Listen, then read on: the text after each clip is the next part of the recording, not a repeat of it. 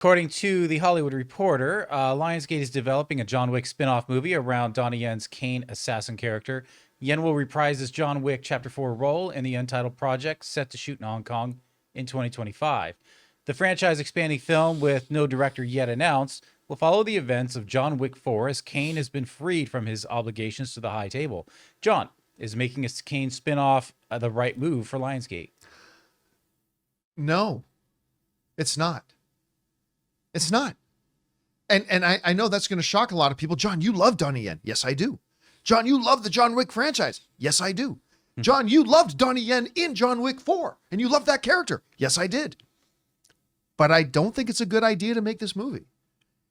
Look, Donnie Yen in another John Wick movie? Boom, sign me up. But if I'm a studio executive, here's the reality. The John Wick box office is one of the very rare franchises that has gone up and up and up and up with every outing. Not all franchises want to do that. Few can do it. But you see, John Wick went from number 1 at 86 million, nearly doubling in John Wick 2 to 174 million, almost doubling again in John Wick 3 to 328 million, and then having the best outing at the box office they ever had at 440 million. But the reality is, it's not a monster franchise. So can you do spin-offs of a franchise that's averaging about 275 million a film? I would even say that Ballerina may not be that good of an idea, except you got Ana de Armas, and from what we now know, it is practically John Wick 3.5, because Keanu Reeves is in a hell of a lot of that movie. John Wick is in a lot of the Ballerina. Okay, I think that justifies Ballerina. But unless you're going to do the same with Caine, I'm not sure this is a movie, as desperately as I want to see it. I'll be there opening day. I'll go see this movie 3 times in theaters. But I don't think I'm going to have a problem finding a seat. I just don't know that this is going to be one that will draw in a big audience. A spin-off of a side character that was in one of the movies in the franchise to a franchise that averages about 275 million a film. I'm dying to see it, but I don't know if I was an executive at Lionsgate that I would have greenlit this. I don't know, Rob, how do you see this? Here's the thing. I agree with you. My first impulse is to agree with you. But John, if you found the right director and if you found the right story, this character, I think, because he is Donnie Yen, the Force is with him after all. And I think that I'm one of the Force, and the Force is with me. And I think that if you gave him the right, I don't know what it would be, but it would have to be something unique to him. Because look, I love Hong Kong action. It could be good. It could be even great. It could be an all-timer if you had the right people making it. If not, though, the dilution of the franchise is definitely a possibility. The key is budget. 100%. Well, yeah. 100%. Budget will have to be a main thing about this. Because even if, like you said, what's really interesting about the mathematics of movies? It's like when movies become successful, everybody gets paid more, and it balloons the budget, even though, and then what you have to actually make the movie isn't necessarily commensurate with how much you're paying people, and they're getting more and more fees. In this case, if they strip it back and figure out a way to make it like John Wick 1, make it for a little less money, and expect, okay, we're going to spend however much money and we expect to make $80 million. That could be a great thing. And it turns out worldwide they make 150, 160, 100.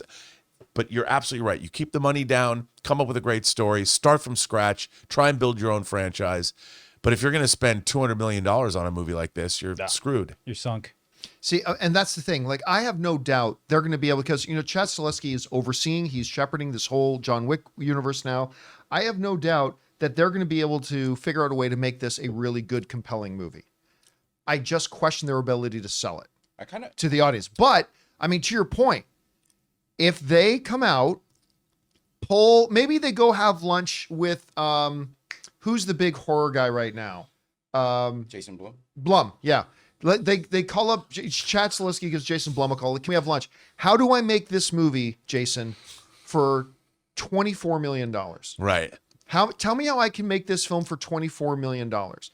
You make this film for $24 million and your break-even point is like a $65 million global take, then you've got a business case. Yeah. Then you can do so. What were you going to say there, Ray? Oh no, I was saying I kind of wish it was an origin story instead. Not coming off of, as much as I want to see what happens after John Wick 4, I kind of wish I want to see his come up too. But then it couldn't be him in it. Then it couldn't be Donnie Yen. All right. And well, you know me with prequels. I would rather see what happens next. And who knows, maybe it becomes something that sets the table for John Wick 5. Yeah, right? and we can delve into a part of the universe we haven't seen. Something, okay, the high table, but is there, for instance, like lean into the Asian elements of it? What, like is there a 10 Rings? Is there a different version of the high table, like something that came out of the ancient Chinese tradition? The high table is a guy having tea on a carpet in the middle of the desert, remember?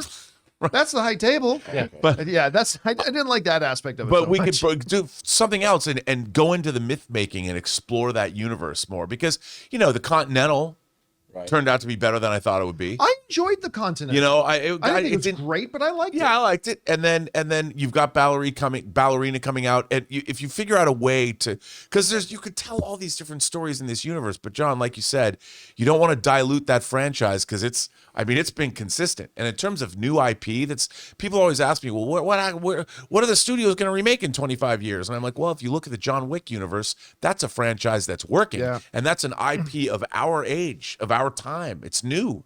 Guys, we want to take a second to thank a sponsor of today's video, Cuts Clothing. Let's be real. Most guys would wear a t-shirt every day of their lives if we could. The problem is that most t-shirts are not acceptable to wear at work or out on a hot date. Today's sponsor, Cuts, has finally changed that. Cuts t-shirts are such high quality, wrinkle-free, and so buttery soft that you can look like you're dressing up even when you're dressing down. Yeah, you heard that right. They are wrinkle-free. And for a limited time, you can save money while redefining the dress code by heading to cutsclothing.com and use the code Campea for 20% off. Guys, you know me, when it comes to clothing, my number one priority is comfort, and I could not believe just how comfortable my Cuts shirt was. It was light, it breathed, it felt like $1 million, and it made me feel like I looked like $1 million too. And the best part? Cuts Clothing is built to last. Their durable construction means you'll be enjoying your favorite shirts and pants for years to come, making them a smart investment for your wardrobe. So guys, for a limited time, our listeners get 20% off your entire order when you use the code Campea at checkout. That's 20% off your order at cutsclothing.com with the promo code Campea. Please support our show by telling them that the John Campea Show sent you. Experience the perfect blend of style and comfort with Cuts Clothing. All right, guys. Question is for you. What do you think? I mean, look, the movie fan in us, obviously excited to see Donnie Yen in a John Wick spinoff. But from a business point of view, is this something that's going to get a lot of butts in the seats? Maybe yes, maybe no. Whatever you guys think, jump down to the comment section below and let us know your thoughts. Hey guys, thanks so much for watching this video. Make sure you like the video, leave a comment, and subscribe to our channel. And don't forget, we have a daily podcast called the John Campea Show Podcast, available on Apple Podcasts, Spotify, or your favorite podcasting app of choice. Go and subscribe to it today so it'll be there when you need it.